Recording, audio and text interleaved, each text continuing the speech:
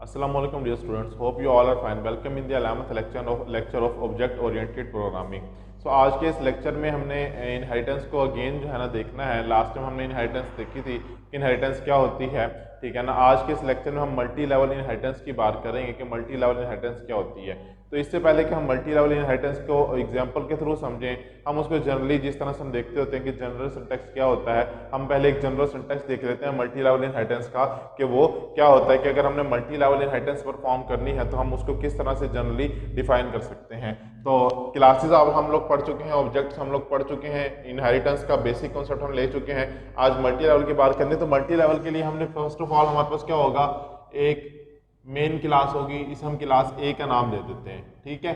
और उसके बाद हमारे पास ये क्लास ए जो होती है, आप लोगों को पहले भी पता है कि हमारे पास जो मेन क्लास होती है, हमारी मेन क्लास वही होती है। और उससे फर्दर हम इनहेरिटेंस परफॉर्म कर रहे होते हैं कि पेरेंट क्लास से फर्दर हम क्या कर रहे होते हैं, चाइल्ड्स क्रिएट कर रहे होते हैं। सो हमने यहाँ पर भी वही काम करना है। यहाँ पर इसकी कुछ भी स्टेटमेंट्स होंगी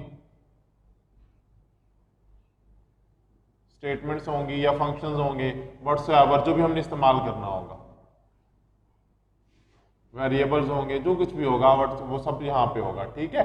ये हमारे पास क्लास ए कंप्लीट हो गई। देन उसके बाद हमारे पास क्या होगा, क्लास बी हम एक बना लेंगे, ठीक है। सिमिलरली उसमें भी क्या होगा,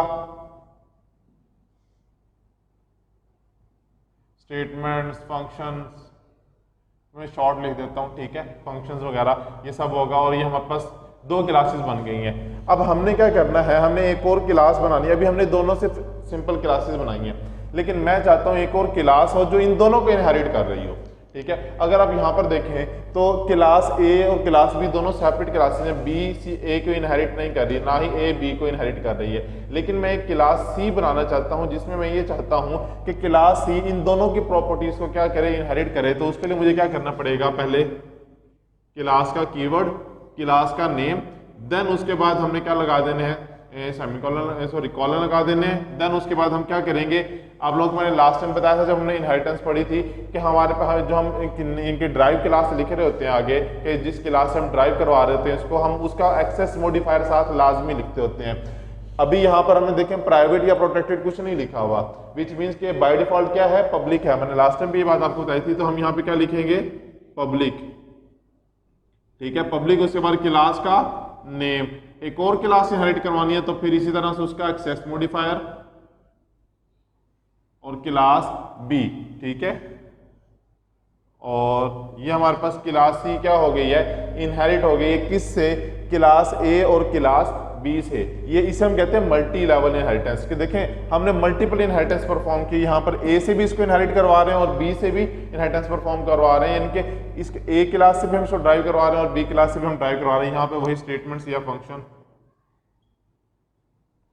जो भी हमने जो है काम करना होगा यहाँ पर जरूरत के हिसाब से वो हम यहाँ पर लिख लेंगे, ठीक है। तो होप सब आपको क्लियर हो गया कि हम मल्टी लेवल इनहेरिटेंस किस तरह से परफॉर्म करते होते हैं। अब हम इसकी एक एग्जांपल सॉल्व कर लेते हैं जिससे आपको मजीद क्लियर हो जाएगा कि हम मल्टी लेवल इनहेरिटेंस किस तरह से परफॉर्म करते होते हैं। सो अब हम देखते हैं इसकी एग्जांपल के थ्रू हम जो है ना मल्टीपल इनहेरिटेंस को, मल्टी लेवल इनहेरिटेंस को समझने की कोशिश करते हैं। आपके सामने एक एग्जांपल मैंने लिख दी है। अब हमने क्या करना है, फर्स्ट ऑफ ऑल आपको पता है कि ये हमारे पास क्या है, प्री प्रोसेस डायरेक्टिव है। उसके बाद हमने एक क्लास बना ली शेप के नाम से, जो हमारी मेन क्लास हमने उसका नाम दे दिया फॉर एग्जांपल शेप का। एक क्लास हमने शेप के नाम से बना ली, उसके अंदर हमने क्या किया, दो मेथड्स बना लिए, जैसे कि हमने लास्ट टाइम भी किया था। हमने लास्ट टाइम भी यही एग्जांपल तकरीबन सॉल्व की थी। तो हाफ एग्जांपल तो वही है, जस्ट यहाँ से चेंज हो रहा है कि यहाँ से हम क्या कह रहे हैं, मल्टी लेवल इनहेरिटेंस परफॉर्म कर रहे हैं। लास्ट टाइम हमने क्या किया था, सिंगल इनहेरिटेंस परफॉर्म की थी, इनके एक क्लास से हमने इनहेरिटेंस परफॉर्म की थी। आज हमने पिछली दोनों क्लासेस से, एक क्लास हमारे पास शेप के नाम से है, दूसरी क्लास जो बेस क्लास है हमारे पास किस नाम से, पेंट कॉस के नाम से है, ठीक है। तो आज हमने दो क्लासेस बना ली। ये वाला कोड वो लास्ट टाइम वाला ही है, मैं दोबारा भी आपको बात समझा देता हूँ कि हमने क्या किया, पब्लिक इनके डेटा टाइप के सॉरी पब्लिक के लिए हमने क्या किया, दो मेथड्स बना लिए। एक का नाम रख दिया सेट विड्थ और दूसरे का नाम रख दिया सेट हाइट। और ये दोनों मेथड, ये दोनों फंक्शन जो हमने पैरामीटराइज फंक्शन बनाए हैं और उनके अंदर जो वैल्यू हमारे पास आ रही है, पैरामीटर्स के अंदर जो हमारे पास वैल्यू आ रही है वो हमने असाइन कर दी किसको, विड्थ और हाइट के वेरिएबल को, जो हमने प्रोटेक्टेड रखे हुए यहाँ पर, ठीक है। तो ये हमारे पास एक क्लास कंप्लीट होगी, कौन सी, शेप की क्लास। उसके बाद हमने बेस क्लास बनाई। बेस क्लास हमने किस नाम से बनाई, पेंट कॉस के नाम से बनाई। इसके अंदर हमने क्या किया, एक फंक्शन बनाया और उस फंक्शन को हमने क्या किया कि हमने पैरामीटराइज फंक्शन बनाया और उसके अंदर रिटर्न करवा दिया क्या कि एरिया जो है वो मल्टीप्लाई करवा दिया 70 के साथ। अब एरिया यहाँ पर अगर आप देखो तो एरिया को यहाँ पर हमने क्या किया, ये पैरामीटर के अंदर हमने एरिया नाम से वेरिएबल डिक्लेयर कर दिया, तो जो भी यहाँ पे वैल्यू आ रही होगी उसको मल्टीप्लाई करवा देंगे हम 70 के साथ और ये रिटर्न करवा देगा ये वाला फंक्शन हमें क्या, यही वाली वैल्यू, ठीक है। उसके बाद हम आगे आते हैं, अब हमने एक और क्लास बनाई रेक्टेंगल के नाम से और इसके अंदर क्या किया, जो प्रीवियस दोनों क्लासेस थी शेप और पेंट कॉस्ट, उन दोनों को हमने क्या करवा लिया, उन दोनों से इसको इनहेरिट करवा लिया। किस क्लास को, रेक्टेंगल क्लास को इनहेरिट करवा लिया, किन से, शेप और पेंट क्लास से। उसके अंदर हम जैसे आते हैं रेक्टेंगल क्लास के अंदर हमने पब्लिक जो है ना एक मेथड बनाया और उसका नाम क्या रखा है, गेट एरिया के नाम से, और उसमें रिटर्न करवा दिया विड्थ और हाइट को मल्टीप्लाई करवा के, कि विड्थ और हाइट मल्टीप्लाई करवा देंगे तो हमारे पास क्या आ जाएगा, एरिया निकल आता होता है। रेक्टेंगल का एरिया आपको पता हम इसी तरह कैलकुलेट करते हैं, लास्ट टाइम भी हमने किया था। तो हमने ये क्लास में बस यही एक हमने फंक्शन बना दिया। उसके बाद मेन का हमने फंक्शन बनाया है, मेन के फंक्शन के अंदर हमने जो पैरामीटर पास कर दिया वाइड कर दिया कि हमने यहाँ पे कुछ भी जो है ना वो नहीं करवाना रेक्टेंगल की। उसके बाद हमने क्या किया, इस क्लास जो हमारे पास इनकी ये वाली क्लास थी, रेक्टेंगल की क्लास थी, इसका ऑब्जेक्ट बना लिया, उस ऑब्जेक्ट का नाम रख दिया रेक्ट, ठीक है ना, RECT हमने इसका नाम रख दिया। उसके बाद एक वेरिएबल डिक्लेयर किया यहाँ पर इंट एरिया के नाम से। उसके बाद हमने क्या कर दिया कि rectangle dot set width, rectangle का ऑब्जेक्ट यानी कि इस क्लास को मैं जैसे ही कॉल कर रहा हूँ तो आगे देखिए मैंने डॉट के साथ, मैंने आपको लास्ट टाइम भी बताया था कि हम प्रॉपर्टीज या फंक्शंस या मेथड्स कॉल करते होते हैं। तो जैसे मैंने डॉट लगाया तो डॉट लगा के मैंने सेट विड्थ की है यहाँ पे, जबकि सेट विड्थ का फंक्शन रेक्टेंगल की क्लास में कहीं पर भी मौजूद नहीं है। ये कहाँ पर मौजूद है, ये देखें शेप की क्लास के अंदर ये क्या है, मौजूद है। सेट विड्थ का फंक्शन कहाँ पे मौजूद है, शेप की क्लास में, क्योंकि रेक्टेंगल की क्लास शेप की क्लास को इनहेरिट कर रही है, शेप की क्लास इनहेरिटेंस हो रही है, रेक्टेंगल की क्लास इनहेरिट हो रही है, इसीलिए ये क्या कर सकती है, इसकी सारी प्रॉपर्टीज को इस्तेमाल कर सकती है जो कि पब्लिकली अवेलेबल है, ठीक है। तो सेट विड्थ यहाँ से मैंने जो है ना इसका मेथड कॉल कर लिया, इसका फंक्शन कॉल कर लिया, और क्योंकि वो पैरामीटराइज फंक्शन था तो हमने क्या किया, यहाँ पे पैरामीटर पास कर दिया 20, आप कुछ भी पास कर लें, ठीक है। उसके बाद मैंने सिमिलरली रेक्टेंगल की क्लास को के ऑब्जेक्ट को कॉल किया, इस ऑब्जेक्ट के थ्रू मैंने क्या कर लिया, शेप की क्लास का जो हमारे पास फंक्शन है सेट हाइट का, वो फंक्शन मैंने कॉल कर लिया, और वो क्योंकि पैरामीटराइज फंक्शन है तो पैरामीटर के अंदर मैंने क्या कर दिया, एक वैल्यू पास कर दी कि हाइट पास कर दी कि हाइट क्या है, 5 है, ठीक है। उसके बाद हमने क्या किया, area is equal to rectangle dot get area, हमने जो वेरिएबल ये डिक्लेयर किया था इसमें वैल्यू स्टोर करवा दी, कहाँ से लेकर, जो रेक्टेंगल की क्लास के अंदर हमारे पास गेट एरिया का फंक्शन है, यहाँ से जो भी वैल्यू आ रही है वो लेकर हमने कहाँ स्टोर करवा दी, एरिया के अंदर स्टोर करवा दी। और देन क्या किया हमने, हम प्रिंट करवा रहे हैं स्क्रीन पर टोटल एरिया। टोटल एरिया अब यहाँ पर हमारे पास आ चुका है ना कि विड्थ और हाइट को मल्टीप्लाई करेंगे तो हमारे पास रेक्टेंगल का एरिया निकल आता है। अब 20 मल्टीप्लाई बाय 5 करेंगे कितना हो जाता है, 100 हो जाता है, तो एरिया हमारे पास क्या आ जाएगा, 100 आ जाएगा। लाइक अगर हम इसको साथ के साथ रैम भी बनाना चाहें तो मैं यहाँ पर रैम भी बना देता हूँ, आप लोगों को मजीद क्लियर हो जाएगा कि हम किस तरह से कर रहे हैं, ठीक है। फर्स्ट ऑफ ऑल क्या होगा, मेन के फंक्शन पे आएगा, यहाँ पे ऑब्जेक्ट है तो मेमोरी में क्या होगा, ये एक ऑब्जेक्ट क्रिएट हो जाएगा, ठीक है। उसके बाद नेक्स्ट लाइन पे आएगा तो मेमोरी में हमारे पास एरिया के नाम से एक वेरिएबल बन जाएगा, ठीक है। उसके बाद जैसे यहाँ पर आया तो क्या हुआ, रेक्टेंगल का ऑब्जेक्ट कॉल हुआ, ये ऑब्जेक्ट कॉल हुआ, ठीक है ना। तो रेक्टेंगल का ऑब्जेक्ट कॉल होने के बाद यहाँ पर सेट विड्थ मैंने की हुई है, सेट विड्थ का फंक्शन उसको कहाँ पे मिलेगा, यहाँ पर मिलेगा, तो फौरन कहाँ पर आ जाएगा, यहाँ पर आ जाएगा, और यहाँ पर आके देखेगा कि यहाँ पे एक वेरिएबल डिक्लेयर हुआ है जिसका नाम है W, ठीक है। पैरामीटराइज फंक्शन के अंदर हमने क्या किया, एक वेरिएबल डिक्लेयर किया हुआ है, तो 20 वैल्यू लेकर किसको साइन कर देगा, W को दे देगा, तो यहाँ से 20 कहाँ पर स्टोर हो जाएगा, W के पास स्टोर हो जाएगा। और उसके बाद आगे आएगा, आगे जैसे यहाँ पर अंदर आएगा तो अंदर आके उसको नजर आएगा कि एक और वेरिएबल है, किस नाम से, विड्थ के नाम से, ठीक है। और W की वैल्यू पास हो रही है किसको, विड्थ को, तो विड्थ को भी वैल्यू क्या मिल जाएगी, 20 मिल जाएगी, ठीक है। उसके बाद ये यहाँ से बाहर निकलेगा और वापस यहाँ से कहाँ पर आ जाएगा, इस जगह पर आ जाएगा, ठीक है। उसके बाद नेक्स्ट आगे मूव करेगा तो यहाँ से एक और फंक्शन कॉल हो रहा है, कौन सा, सेट हाइट का, तो वो यहाँ पर आएगा, यहाँ पर आने के बाद यहाँ पर देखेगा कि एक वेरिएबल डिक्लेयर है, तो यहाँ पर वो क्या करेगा, वेरिएबल, क्योंकि यहाँ पे वैल्यू 5 पास हो रही है तो इसको वैल्यू 5 मिल जाएगी। उसके बाद नेक्स्ट आगे मूव करेंगे तो फिर यहाँ पर उसको एक और वेरिएबल नजर आया, किस नाम से, हाइट के नाम से, तो हाइट को वैल्यू कौन सी मिल रही है, h से वैल्यू मिल रही है, तो हाइट के पास वैल्यू क्या आ जाएगी, 5 आ जाएगी, ठीक हो गया। उसके बाद यहाँ से आएगा और यहाँ से क्या होगा, बाहर निकल जाएगा, वापस कहाँ आ जाएगा, यहाँ पर आ जाएगा। ठीक है, वापस यहाँ पर आ जाएगा। और नेक्स्ट फिर आगे मूव करेगा तो एरिया का वेरिएबल यहीं पर डिक्लेयर है जो हमने ऊपर डिक्लेयर किया हुआ है, गेट एरिया। तो अब हाइट और विड्थ को मल्टीप्लाई करना है। गेट एरिया का मतलब ये यहाँ से कहाँ पर जाएगा, यहाँ से फौरन यहाँ पर आ जाएगा ये। ठीक है, यहाँ पर आएगा तो यहाँ पर ये अंदर आएगा, अंदर आके देखेगा विड्थ और हाइट मल्टीप्लाई हो रही है। तो विड्थ के अंदर क्या है 20 मल्टीप्लाई बाय 5, तो 20 multiply by 5 is equal to 100 हो जाएगा। ठीक है, तो एरिया के अंदर अब वैल्यू क्या स्टोर हो जाएगी, 100 स्टोर हो जाएगी। ठीक है जी, एरिया के अंदर वैल्यू यहाँ पे 100 आ जाएगी। उसके बाद नेक्स्ट आगे आएगा तो हमारे पास ये रैम में ये सारा काम हुआ है। अभी तक जितना काम हुआ ये सारा रैम में हुआ है, लेकिन जैसे ही हम सी आउट की कमांड हम पे आएगा ये, तो अब ये काम कहाँ पर होगा, आपके आउटपुट स्क्रीन पर होगा। तो अब मैं आउटपुट बना लेता हूँ यहाँ पर।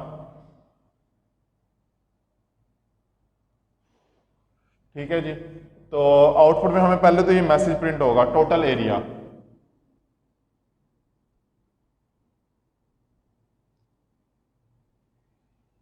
Total area. उसके बाद आगे क्या है, हमने एरिया के अंदर जो वैल्यू स्टोर करवाई हुई है वो प्रिंट करवानी है। तो एरिया के अंदर वैल्यू स्टोर क्या है, 100 है, तो 100 होगी। कर्सर यहाँ पर आएगा। आगे क्या है, एंड लाइन का फंक्शन हमने कॉल किया हुआ है, तो यहाँ से कर्सर कहाँ पर आ जाएगा, यहाँ पर मूव कर जाएगा। उसके बाद नेक्स्ट लाइन पर आएगा। नेक्स्ट लाइन पे जैसे आएगा तो हमने लिखा हुआ है, तो यहाँ पे मैसेज प्रिंट करवाया हुआ है टोटल पेंट कॉस्ट। तो यहाँ पे क्या मैसेज प्रिंट हो जाएगा,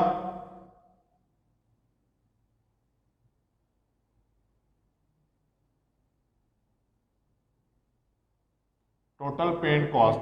ठीक है, टोटल पेंट कॉस्ट के बाद हमने क्या किया, रेक्टेंगल डॉट गेट कॉस्ट। तो यहाँ पर ये क्या है, हम एक मेथड कॉल कर रहे हैं, एक फंक्शन कॉल कर रहे हैं। तो रेक्टेंगल के ऑब्जेक्ट के थ्रू कर रहे हैं। अब रेक्टेंगल क्योंकि पेंट कॉस्ट को की क्लास को भी क्या कर रहा है, इनहेरिट कर रहा है, तो यहाँ से भी इनहेरिटेंस हो रही है। तो हम यहाँ पे ये यहाँ से क्या होगा, फौरन सीधा इस मेथड पर आ जाएगा यहाँ पर। ठीक है जी, ये यहाँ पर इस मेथड पर आएगा। और क्योंकि यहाँ पर ये क्या है, ये पैरामीटराइज्ड है, ये देखें यहाँ पर ये क्या है, पैरामीटराइज्ड मेथड है। तो यहाँ पर जो एरिया होगा, एरिया की वैल्यू क्या है, यहाँ पर 100 है। ठीक है, तो 100 कहाँ पर आ जाएगा, एरिया के अंदर। तो एरिया के अंदर ऑलरेडी 100 स्टोर है। ठीक है ना, तो एरिया के अंदर 100 ही रहेगा। उसके बाद आगे आएगा यहाँ पर। ठीक है, जैसे यहाँ पे आएगा एरिया मल्टीप्लाई बाय 70, तो एरिया को ये रैम के अंदर होगा, एरिया मल्टीप्लाई बाय 70। तो एरिया में वैल्यू क्या थी, 100 थी, मल्टीप्लाई बाय 70 करेंगे तो ये 7000 बन जाएगा। ठीक है, तो अब क्या होगा, रिटर्न करवाएगा। इस यहाँ से जो हमें वैल्यू मिलेगी वो क्या मिलेगी, 7000।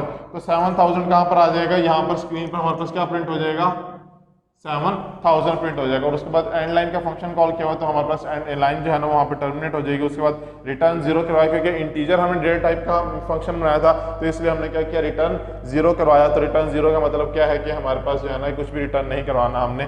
ठीक है, और ये काम जब यहाँ से कंप्लीट हो गया था तो उसके बाद ये वापस यहाँ आ गया था। ठीक है, तो ये था मल्टी लेवल इनहेरिटेंस। तो इस प्रोग्राम की जो हमारे पास आउटपुट आएगी वो सिंपली ये 2 लाइनें आउटपुट में आएगी।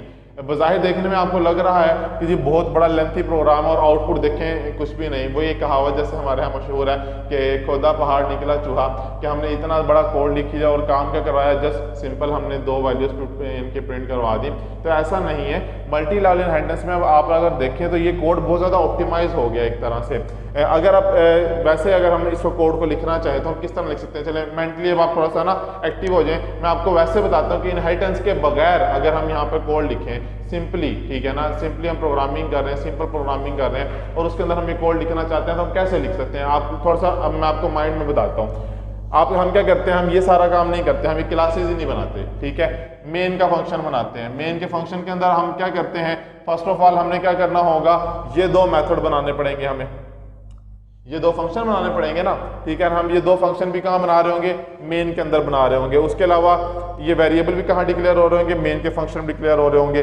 उसके अलावा पेंट कॉस्ट का जो ये गेट कॉस्ट का जो हमने फंक्शन बनाया है, ये फंक्शन भी कहाँ बन रहा होगा, मेन के अंदर। इसके अलावा ये फंक्शन भी कहाँ बन रहा होगा, मेन के अंदर। फिर उसके बाद हमें जो सबसे पहले काम करना पड़ेगा, पहले तो हम ये दोनों फंक्शन बना लेंगे। नेक्स्ट हम क्या करेंगे, हमें ये फंक्शन बनाना पड़ेगा कि हमने एरिया कैलकुलेट करना है, क्योंकि हमने पहले क्या प्रिंट करवाया है, एरिया प्रिंट करवाया ना। तो हमें तीसरे नंबर पे ये फंक्शन बनाना पड़ेगा। चौथे नंबर पे हम क्या गेट कॉस्ट का फंक्शन बना रहे होंगे। ठीक है, ये सारे फंक्शन कहाँ पर होंगे, एक ही जगह पे नजर आ रहे होंगे। और उसके बाद हमें क्या करना होगा, यहाँ पर ये वाला काम नहीं होगा, सॉरी यहाँ तक, तो यहाँ तक का ये काम है, फिर उस केस में ये नहीं होगा, जो मैंने बॉक्स बना दिया उस केस में फिर ये वाला काम हम नहीं करेंगे। इसकी जगह क्या करेंगे कि हमने जो फंक्शंस बनाए हुए होंगे इनको डायरेक्टली वैल्यूज पास कर रहे होंगे, ठीक है, फंक्शंस के थ्रू हम वैल्यूज को पास कर रहे होंगे। पास करने के बाद हम क्या करेंगे, एट द एंड यहाँ पर प्रिंट करवा रहे होंगे और यहाँ पर एरिया की जगह क्या होगा, हम जो एरिया गेट करने का फंक्शन है हमारे पास, कौन सा फंक्शन है ये, ठीक है ना, वो गेट एरिया का फंक्शन लिख देंगे फिर, ठीक है ना, और उसके अंदर वैल्यू पास कर देंगे गेट एरिया के थ्रू कि वैल्यू पास, सॉरी यहाँ पे तो हमें क्योंकि पैरामीटराइज्ड फंक्शन है तो हम इसमें तो वैल्यू पास नहीं करेंगे, सिंपली क्या करेंगे, गेट एरिया का फंक्शन कॉल करें तो हमारे पास आंसर क्या आ जाएगा, 100 आ जाएगा वहाँ पर। और उसके बाद यहाँ पर जब आएंगे तो यहाँ पर हमें गेट कॉस्ट का फंक्शन पास करना पड़ेगा और वहाँ पर एरिया की बजाय अब हम वैल्यू पास करेंगे जो हमारे पास वैल्यू मौजूद है, हमने वैल्यू उसको जो देनी होगी, जो यहाँ से रिटर्न हो रही होगी वो वैल्यू हम क्या करेंगे, वो वैल्यू रिटर्न करवाएंगे यहाँ पे। तो जैसे वो करवाएंगे तो हमारे पास क्या हो गया, वहाँ पर वो आंसर 7000 प्रिंट हो जाएगा। तो अगर अब आप देखें तो यहाँ पर अभी कोड जरा इनके मैनेज लग रहा है, काफी मैनेज फॉर्म में है कि एक क्लास ये है, उसमें क्या हो रहा है, हम दो इनके पैरामीटराइज फंक्शन हमने बनाए हैं, उनके थ्रू हम वैल्यूज को सेट करवा रहे हैं विड्थ की और हाइट की। उसके बाद क्या कर दिया हमने, एक और क्लास बनाई, उसमें पेंट से रेलिवेंट इन्फॉर्मेशन को हम डील कर रहे हैं। उसके बाद एक और क्लास बनाई जिसमें रेक्टेंगल से रेलिवेंट इन्फॉर्मेशन को डील कर रही है और कर रहे हैं। और उसके बाद हमने फाइनली क्या कर लिया, मेन का एक फंक्शन बना जिसमें हम इनको कॉल करके इनके थ्रू जितनी भी फंक्शनलिटीज है वो परफॉर्म कर रहे हैं। अच्छा, इसका सबसे बड़ा बेनिफिट क्या है, इनहेरिटेंस का सबसे बड़ा बेनिफिट जो है वो हमारे पास ये है कि देखें, अब मैंने एक दफा ये सारी क्लासेस बना ली ना, रेक्टेंगल की बना ली, शेप की बना ली और पेंट कॉस्ट की भी क्लास बना ली, मुझे दोबारा किसी और जगह पर, ठीक है ना, एक मैंने प्रोग्राम बना रहा हूँ उसमें एक जगह पर मुझे क्या करना था, ये सारा काम परफॉर्म करना था, तो मैंने उस जगह पे वो सारा काम परफॉर्म कर लिया, यानी ये मैंने ये काम कर लिया। उसके बाद आगे जाके मुझे कहीं और किसी और जगह पर भी जाके सेम टास्क परफॉर्म करना पड़ा, लेकिन वहां पर मुझे रेक्टेंगल का एरिया नहीं चाहिए, सिर्फ हाइट विड्थ चाहिए किसी और के लिए, किसी और शेप के लिए। तो मुझे क्या करना पड़ेगा, सिर्फ एक क्लास और बनानी पड़ेगी जिसके लिए भी सपोज मैं जो है ना पॉलीगॉन के लिए कैलकुलेट करना चाहता हूँ, हाइट विड्थ मैंने सेट करवानी है जस्ट वहां पर, और पॉलीगॉन के लिए हम जो फार्मूला इस्तेमाल करते हैं उस फार्मूले के हिसाब से हमारे पास क्या हो जाएगा, उसका वॉल्यूम भी हम देख लेंगे, ठीक है ना। तो हम उसमें हमने क्या करना होगा, जस्ट एक क्लास और बनाएंगे पॉलीगॉन के लिए, यहाँ रेक्टेंगल के लिए बनाई है वहाँ पॉलीगॉन के लिए, और उसको इनहेरिट करवा लेंगे इन दोनों से इनहेरिट करवा के हम इजीली जो है ना उसको इस्तेमाल कर सकते हैं। तो हमें दोबारा से ये दोनों क्लासेस का जो कोड है वो लिखना नहीं पड़ेगा। तो इसका सबसे बड़ा बेनिफिट भी ये भी है कि इनहेरिटेंस के थ्रू आप क्या कर सकते हैं, कोड को बहुत ज़्यादा ऑप्टिमाइज कर सकते हैं, कोड रीयूज कर सकते हैं, रीयूजेबिलिटी कोड की जो है वो बढ़ जाती होती है। सो होप सो आपको इनहेरिटेंस का टॉपिक क्लियर हो गया होगा। अब हम थोड़ा सा देख लेते हैं कि पॉलीमॉर्फिज्म क्या होती है। पॉलीमॉर्फिज्म बेसिकली जो है ना, पोली लफ्ज से क्या मुराद है, पोली लफ्ज से मुराद है मैनी, ठीक है ना, और मॉर्फिज्म से मुराद शेप है, ठीक है ना। तो पॉलीमॉर्फिज्म का मतलब क्या है, मैनी शेप। पॉलीमॉर्फिज्म के अंदर जब भी हम कोई प्रोग्राम बनाते हैं, कोई भी प्रोग्राम बना रहे होते हैं तो उसके अंदर मल्टीपल शेप्स में डेटा आ रहा होता है, ठीक है। तो वो हम क्या करते होते हैं, पॉलीमॉर्फिज्म के अंदर डेटा की मल्टीपल शेप्स को डील कर रहे होते हैं, मल्टीपल शेप्स को देख रहे होते हैं। अब इसके हम क्या करते हैं, एक एग्जाम्पल के थ्रू हम इसको समझ लेते हैं कि पॉलीमॉर्फिज्म अगर हम कोड के थ्रू समझना चाहें तो हम किस तरह से समझ सकते हैं। तो अब हम देखते हैं कि हमारे पास पॉलीमॉर्फिज्म की एक एग्जांपल मैंने यहाँ पे लिखी है, हम इसको समझने की कोशिश करते हैं कि यहाँ पर पॉलीमॉर्फिज्म किस तरह से अप्लाई होती है। अब अगर यहाँ पर आप स्टार्ट में देखें तो यहाँ पर क्या है, एनिमल की हमने एक क्लास बना ली जिसको हमने बेस क्लास का नाम दे दिया। बेस क्लास के अंदर हमने एक फंक्शन बनाया है जिसका नाम दिया एनिमल साउंड का, ठीक है ना। एनिमल साउंड के नाम से एक हमने फंक्शन बना लिया और उसके बाद हम क्या करते हैं, दी एनिमल, इसके अंदर मैंने एक मैसेज प्रिंट करवा दिया, वो क्या था, the animal makes a sound, ठीक है, सिंपली जस्ट एक मैसेज प्रिंट करवा दिया। और यहाँ पर ये क्लास हमारे पास क्या होगी, खत्म हो गई। ये एक क्लास हमारे पास यहाँ पर क्या हो रही है, कंप्लीट हो रही है। कौन सी, एनिमल की क्लास। उसके बाद हमारे पास दूसरी क्लास जो है उसका नाम क्या है, पिग, ठीक है ना। और इसमें हमने क्या किया, इनहेरिटेंस परफॉर्म की, ड्राइव किया इसको किस क्लास से, हमारे पास जो बेस क्लास है उससे ड्राइव किया। और यहाँ पर भी हमने उसी सेम नेम से एक मेथड बना लिया, उसका नाम भी हमने क्या रखा है, एनिमल साउंड, और उसके अंदर मैसेज प्रिंट करवा दिया, द पिग सेज वी, ठीक है ना, कि पिग जो है ना वो इस तरह से बोलता है। तो हमने उसका साउंड यहाँ पर लिख दिया और यहाँ पर हमारे पास ये क्लास क्लोज हो गई। उसके बाद हमने एक और क्लास बना ली जिसका नाम हमने रख दिया डॉग क्लास, ठीक है ना। उसका नाम हमने डॉग रखा और उसको इनहेरिट करवा दिया किससे, हमने अपनी बेस क्लास से। तो ये भी कहाँ से इनहेरिट हुई है, बेस क्लास से इनहेरिट हो गई है। और उसके बाद हमने क्या किया, वॉइड एनिमल, इसमें भी हमने वही मेथड एक बना लिया एनिमल साउंड के नाम से, और उसके अंदर मैसेज प्रिंट करवा दिया दी डॉग सेज बोबो, ठीक है, कि डॉग चैनल से बात करता है। तो हम वही हमने उसका साउंड यहाँ पर लिख दिया। और यहाँ पर ये हमने 3 डिफरेंट क्या बना ली, क्लासेस बना ली। अब अगर आप वो करें अब हम मेन का फंक्शन पे आते हैं। तो मेन के फंक्शन पे हमारे पास क्या है, हमने तीनों क्लासेस के ऑब्जेक्ट बना लिए। इसका नाम ए रख दिया, एनिमल की क्लास के ऑब्जेक्ट का नाम ए, पिग की क्लास का नाम पी और डॉग की क्लास का नाम डी रख दिया। और उसके बाद हमने क्या किया, सिंपली ए के थ्रू हमने एनिमल की क्लास का ऑब्जेक्ट कॉल कर लिया, क्योंकि जैसे मैं ए कॉल करूंगा तो वो एनिमल की क्लास में जाएगा। पी के थ्रू मैंने पिग की क्लास का और डी के थ्रू मैंने डॉग की क्लास का जो ऑब्जेक्ट है वो कॉल कर लिया। तो यहाँ पर अगर आप देखें, अब हम इसको अगर इनके रैम और आउटपुट के थ्रू देखना चाहें तो हम एक काम कर लेते हैं कि रैम भी बना लेते हैं और आउटपुट भी। फर्स्ट ऑफ ऑल रैम बनाते हैं, प्रोग्राम चलेगा मेन के फंक्शन पे आएगा, ठीक है। मेन के फंक्शन पे अंदर जैसे यहाँ पे आएगा तो वो क्या करेगा, एक ऑब्जेक्ट बना लेगा, इन सब के ऑब्जेक्ट्स पहले क्रिएट कर लेगा, ठीक है। तो यहाँ पर हमारे पास ये क्या हो गए हैं, ऑब्जेक्ट्स क्रिएट हो गए हैं, ठीक है। रैम में ये सारा काम हुआ है। उसके बाद क्या होगा कि जैसे यहाँ पर आएगा, यहाँ पर आते ही उसे पता चलेगा कि ए मतलब एनिमल क्लास, एनिमल क्लास के अंदर उसको जाना है और वहां पर फाइंड आउट करना है क्या, इस मेथड को, एनिमल साउंड के मेथड को। तो वो यहाँ पर आएगा और जैसे यहाँ पर अंदर आएगा तो उसे कुछ मैसेज प्रिंट हुआ नजर आएगा। तो वो क्या होगा, स्क्रीन पर आउटपुट में ये मैसेज प्रिंट कर देगा। मैसेज क्या होगा, the animal makes a sound.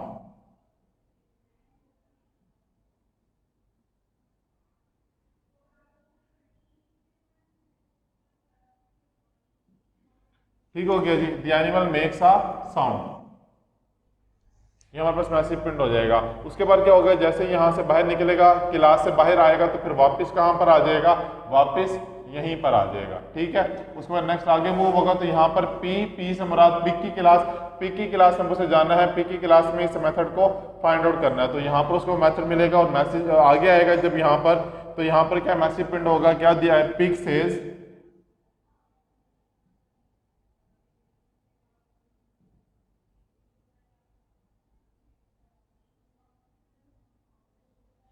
Pig says we, ठीक है। ये मैसेज प्रिंट हो जाएगा और जैसे ही इस क्लास से बाहर निकलेगा तो वापस कहाँ चला जाएगा, वापस यहीं पर आ जाएगा, ठीक है। उसके बाद जैसे आगे आएगा तो एनिमल, अब आगे डी किसका ऑब्जेक्ट है, डॉग की क्लास का, तो वो यहाँ से क्या करेगा, यहाँ पर आएगा और इस मेथड पर आ जाएगा, या फंक्शन आप कह लें इसको, ठीक है। तो यहाँ पे मैसेज क्या है,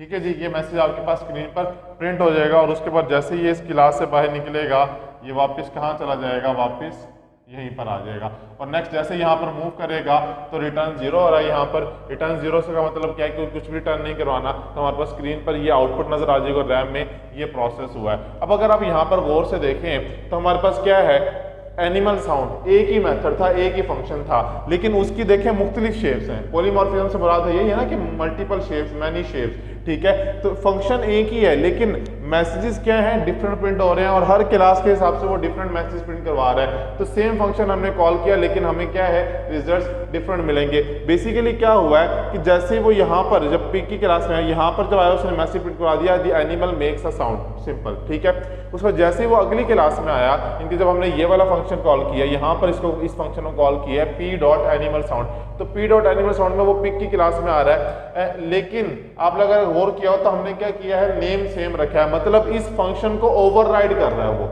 इस फंक्शन को क्या कर रहा है, क्योंकि मेमोरी में जब ये फंक्शन डिक्लेयर है, मेमोरी में एक ही एनिमल साउंड के नाम से एक ही फंक्शन डिक्लेयर है, ठीक है। तो यहाँ पर क्या किया, ओवरराइडिंग परफॉर्म की कि इस जगह पे जब हमने फंक्शन को उसी नाम से डिक्लेयर किया तो ये वाला फंक्शन ओवरराइड हो गया। तो इसी वजह से अब जो नया मैसेज है वो ये प्रिंट हुआ। उसके बाद जब हमने दोबारा डॉग की क्लास में इस फंक्शन को कॉल किया है तो यहाँ पर अगेन ये ओवरराइड हुआ है, अगेन ओवरराइड होकर हमारे पास आंसर क्या है, यहाँ पर स्क्रीन पर ये वाला मैसेज प्रिंट हो गया। तो यहाँ पर देखें एक ही फंक्शन है लेकिन एक ही फंक्शन की क्या है, बहुत सारी शेप्स हमारे पास अवेलेबल है, तो इसे हम कहते हैं पॉलीमॉर्फिज्म। इसके अलावा कुछ और एग्जांपल्स भी हैं, हम आप लोग जो है ना, आप बुक में से भी देख सकते हैं, आप लोगों की बुक में बहुत सारी एग्जांपल सॉल्व की हुई हैं। मैं आप लोगों के साथ कुछ मजीद एग्जांपल्स भी शेयर कर दूंगा, आप लोग उनको भी एक दफ़ा देख लीजिएगा, होप सो आपको समझ आ जाएगी। फिर भी अगर आपको किसी किस्म का मसला हुआ तो हमारा जो लाइव सेशन होता है हम उसमें जो है ना इसको फर्दर डिस्कस कर लेंगे। तो यहाँ आज का लेक्चर हम यहीं पे इख्तिताम करते हैं, इंशाल्लाह मिलेंगे अपने नेक्स्ट लेक्चर में, उसमें हम डिस्कस करेंगे कि वर्चुअल फंक्शन क्या होता है और शायद पॉलीमॉर्फिज्म की एक आध एग्जांपल और भी हम सॉल्व कर लें और साथ कोशिश करेंगे कि इंशाल्लाह इनकैप्सुलेशन को भी डिस्कस करें। तब तक अपना ख्याल रखिएगा, अल्लाह हाफिज़।